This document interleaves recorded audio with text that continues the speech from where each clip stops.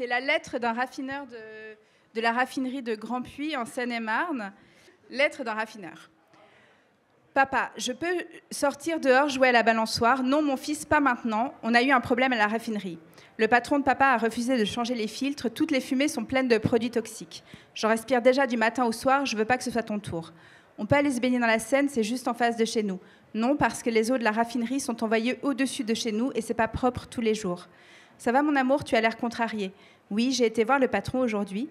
Je lui ai fait part du projet que l'on a monté avec les copains de mon unité, tu te souviens? On a passé toute la nuit à faire le tour de toutes les fuites d'eau potable. Ça m'a rendu dingue de voir toute cette eau qui part dans les égouts. J'en ai parlé à un copain du syndicat pour qu'il en parle au patron. Il a dit qu'il n'était pas intéressé. Ça ne rapportait pas de réparer. Je suis en rage. En plus, la mairie interdit d'arroser les potagers à cause de la sécheresse. Voici quelques mots que peuvent échanger des raffineurs avec leurs familles. Je n'ai pas le temps de vous raconter toutes les discussions autour des cancers que l'on attrape au contact des produits chimiques, comme le benzène, du diabète, des migraines, de la fatigue chronique causée par l'absence d'horaire fixe, sans parler de la vie sociale qui est bien réduite par le nombre de week-ends et de nuits travaillées.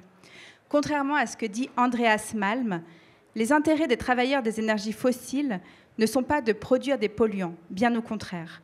Nous, raffineurs, nous sommes les premiers êtres vivants touchés par la pollution de nos usines, bien avant le poisson de la rivière et l'ensemble de la nature.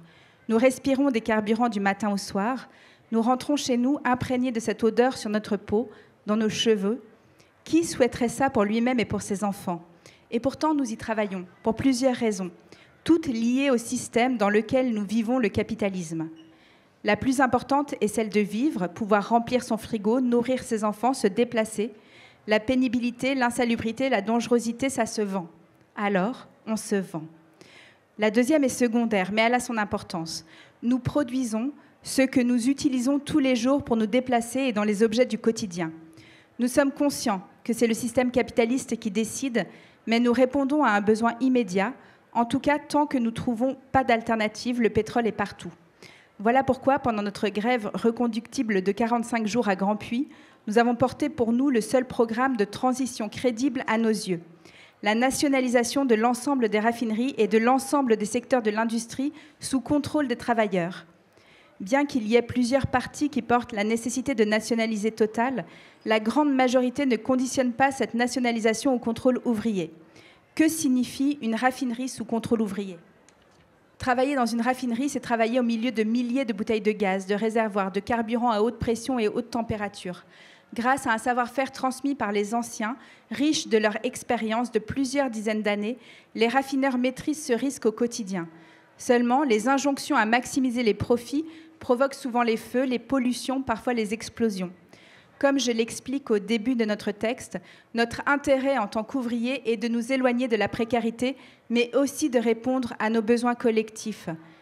Il nous est arrivé, pendant quelques semaines que nous avons passé en grève à la raffinerie de Grand-Puy, de décider de beaucoup. Une expérience qui n'est pas le contrôle ouvrier de Total de la raffinerie, mais qui esquisse ce que nous pourrions faire à grande échelle, parce qu'il s'agit bien de penser à grande échelle. Quand on se met en grève, dans la plupart des usines, on ne rentre plus sur son lieu de travail. Dans une raffinerie, c'est plus compliqué. Il nous faut assurer la sécurité des installations pleines de carburant pour protéger les travailleurs, les habitants et la nature. Le rapport de force est de notre côté pendant les grèves et alors nous pouvons décider.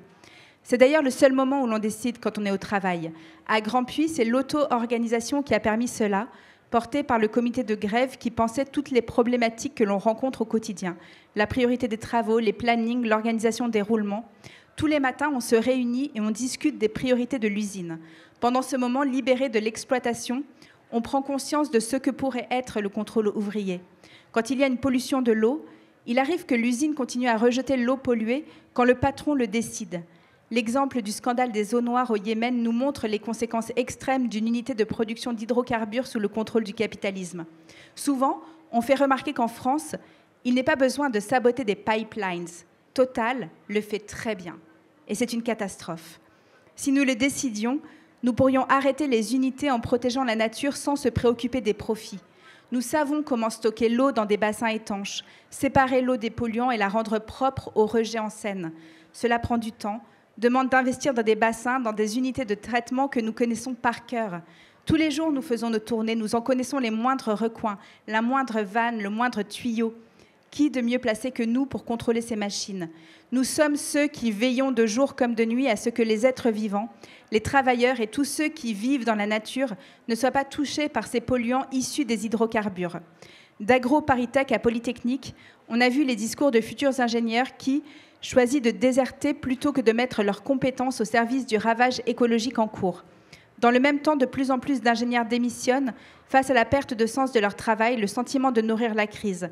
Mais maintenant, imaginez, si les déserteurs et les raffineurs s'organisaient pour réfléchir ensemble comment on dépollue, met sous contrôle, organise la transition et la reconversion de cette industrie. Créons des espaces communs où nous pensons comment reprendre le contrôle de nos usines. Organisons-nous pour tout leur reprendre. La situation nous oblige. À la crise écologique s'ajoutent les autres crises, la guerre en Ukraine, le génocide en Palestine, la répression de tous les militants écologistes, syndicaux, en soutien à la Palestine. Le temps presse. Ce sera eux ou nous.